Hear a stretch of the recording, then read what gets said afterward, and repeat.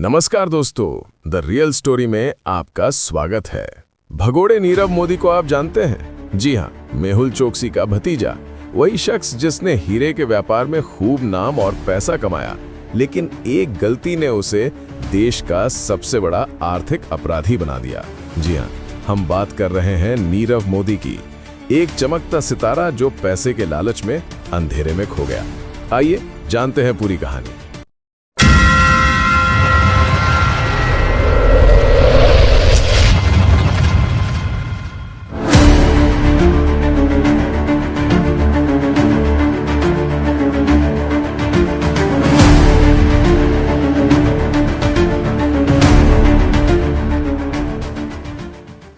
नीरव मोदी का जन्म 27 फरवरी 1971 को गुजरात के एक पारसी परिवार में हुआ था।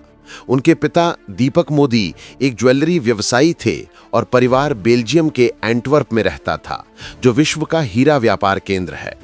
नीरव ने अपनी स्कूली शिक्षा एंटवर्प में पूरी की और फिर अमेरिका के वॉर्टन स्कूल में बिजनेस की पढ़ाई की, लेकिन पढ़ाई पूरी करने से पहले ही वो अपने पारिवारिक व्यवसाय में शामिल हो गया।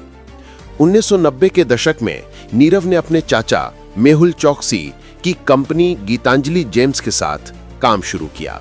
1999 में उसने अपनी कंपनी फायरस्टार डायमंड शुरू की। नीरव का दिमाग और डिजाइनिंग की कला उसे जल्द ही अलग पहचान दिलाने लगी। 2010 में उसने नीरव मोदी ब्रांड लॉन्च किया, जो हाई एंड ज्वेलरी के लिए मशहूर हुआ। उनके क्लाइंट्स में हॉलीवुड सितारे जैसे नाओमी वॉट्स, केट विंसलेट और बॉलीवुड की प्रियंका चोपड़ा शामिल थे। नीरव की कंपनी ने मुंबई, दिल्ली, लंदन, न्यूयॉर्क और हांगकांग में स्टोर खोले। उनकी संपत्ति अरबों में थी और वे भारत के सबसे अमीर ज्वेलर्स में से एक बन गए। उनके बिजनेस का टर्नओवर 2017 तक 20,000 करोड़ रुपए से ज्यादा था। नीरव मोदी की जिंदगी किसी राजा से कम नहीं थी। उसके पास मुंबई के अल्टामाउंट रोड पर एक आलीशान अपार्टमेंट था, जिसकी कीमत 100 करोड़ से ज्यादा थी। लंदन और न्यूयॉर्क में उसके लग्जरी घर थे और वो निजी जेट से यात्रा करता था। नीरव की पत्नी अमी मोदी और बेटी भी उसकी हाई प्रोफाइल जिंदगी का हिस्सा बन गई थी। नीरव की पार्टियां और इवेंट्स हमेशा सुर्खियों में रहते थे। वे अपने क्लाइंट्स के लिए थीम बेस्ड गाला डिनर आयोजित करते थे, जहां दुनिया भर के अमीर और मशहूर लोग शामिल होते थे। उनकी ज्वेलरी डिजाइन्स को क्रिस्टी और सोथबी जैसे ऑक्शन हाउस में लाखों डॉलर में बेचा जाता था। इससे नीरव का नाम फोर्ब्स की अमीरों की लिस्ट में भी शामिल हो गया। नीरव मोदी की जिंदगी में तूफान तब आया जब 2018 में पंजाब नेशनल बैंक ने उनके खिलाफ 13,850 करोड़ रुपए के घोटाले का खुलासा किया। यह भारत का सबसे बड़ा बैंकिंग घोटाला था।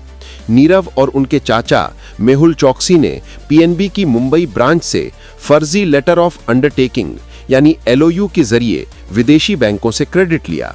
ये एलओयू बिना किसी गारंटी के जारी किए गए थे, जिससे बैंक को भारी नुकसान हुआ।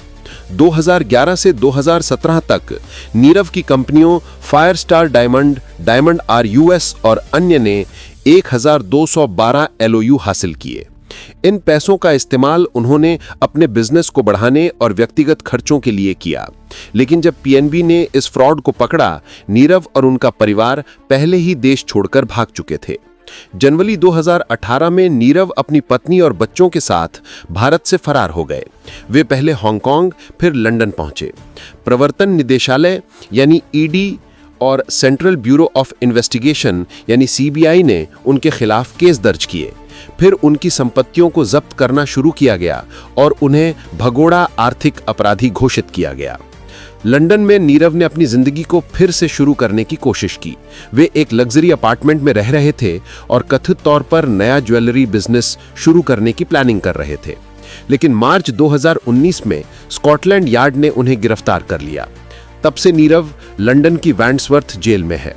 भारत ने उनके प्रत्यर्पण के लिए कई याचिकाएं दायर की, लेकिन नीरव ने मानसिक स्वास्थ्य और जेल की खराब स्थिति का हवाला देकर इसका विरोध किया। 2021 और 2022 में यूके की कोर्ट ने उनके प्रत्यर्पण को मंजूरी दी, लेकिन अपील की प्रक्रिया अभी भी चल रही है। नीरव मोदी अभी भी लंदन की जेल में है। उनके प्रत्यर्पण की प्रक्रिया में देरी हो रही है क्योंकि उनकी लीगल टीम हर संभव कोशिश कर रही है।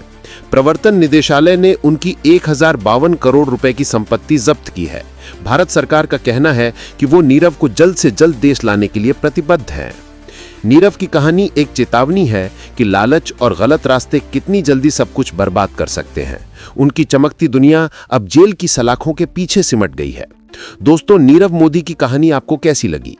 क्या आपको लगता है कि वे भारत लौटकर सजा भुगतेंगे? कमेंट में अपनी राय बताएं।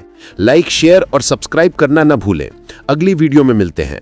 तब तक बने रहें हमारे साथ। धन्यवाद। जय हिंद।